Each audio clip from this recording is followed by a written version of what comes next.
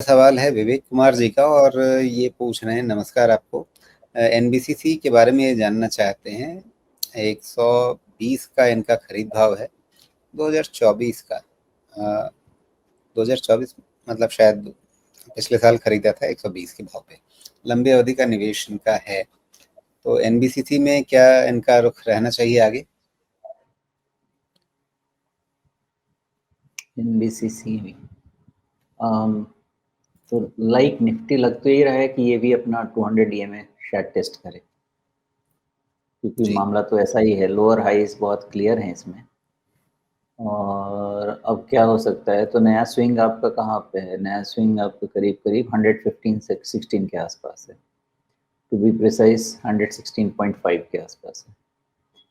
तो ये स्विंग्स ऐसे हैं कि यहाँ क्योंकि थोड़ा थोड़ा धीरे काफ़ी गिरा है तो ओवरसोल्ड हो सकता है, पलट सकता है। लेकिन मुझे लगता है कि रादर 50 डीएमए अब इसको फॉलो करना चाहिए।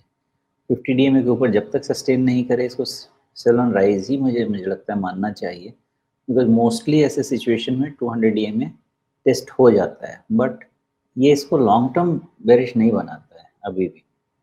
लॉन्ग टर्म बेरिश होने के लिए जो आपका 200 डीएमए है अराउंड 98, जब तक उसके नीचे सस्टेन नहीं होगा तब तक तो नहीं बनेगा। 98 के नीचे सस्टेन तो नहीं होगा, हो सकता है कि 96 ये सब एक बार टच करके आ जाए, सस्टेन नहीं होगा। तो ओवरऑल स्ट्रक्चरली कोई खराबी नहीं है, बट करेक्शन तो अभी चल रहा है। और जब तक 50 डीएमए फिर से नहीं निकाल ले तब तक इसमें फ्रेश बुलिश होने का कोई रीज़न नहीं है।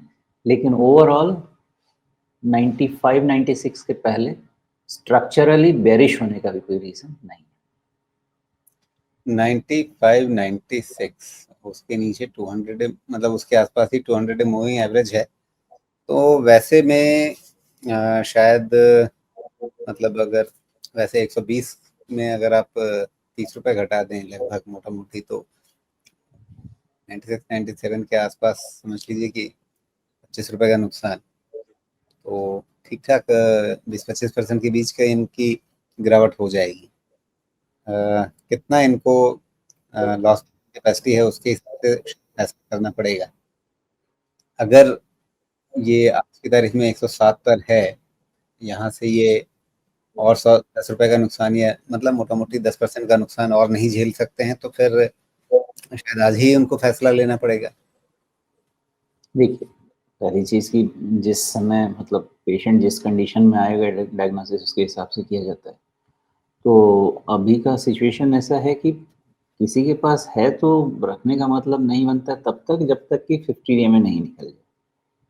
ओके, तो ये सिंपल चीज़ है। तो किसी को अपना जी। रिस्क कंटेन करना है, लगता है कि डीप जा सकता है, हालाँकि अभी ओवरसोल्ड है, यही मैं बार-बार कह रहा हूँ कि ओवरसोल्ड है, बाउंस कभी भी आ सकता है। लेकिन जब तक 50 डीएमए के ऊपर सस्टेन नहीं होगा, तब तक ये फ्रेश बाई में तो कन्वर्ट नहीं होता है। तो बाकी तो एनालिसिस सिंपल है कि हमको अगर इसमें रहना है तो कब वापस आना चाहिए। जी। ओके। तो आपके सामने चीज़ें स्पष्ट हैं। ओवरसोल्ड है, मतलब ओवरसोल्ड स्थिति में एक वापस उछाल मिलती है, लेकिन वो कई बार एक तरह से आपके लिए एग्ज़िट अपॉर्चुनिटी देती है। मतलब ये कि नुकसान ज़्यादा है, नुकसान थोड़ा कम हो जाएगा, वहाँ पर आप निकलने की कोशिश कर सकते हैं। इस तरह की एक सिचुएशन ओवरसोल्ड में जब एक बाउंस आता है तब होता है। एक जनरल बात कह रहा हूँ आपसे। और ट्रेंड नीचे का है, संभावना ज़्यादा इस बात की है कि अभी और नीचे जा सकता है। तो आप अपने रिस्क कैपेसिटी देखिए, 120 पे आप खरीद के बैठे हैं, वहाँ से 10% लगभग नुकसान आप देख चुके हैं। क्या आप यहाँ से और 10% का नुकसान देख सकते हैं? क्या उतना जोखिम लेने की आपकी क्षमता है?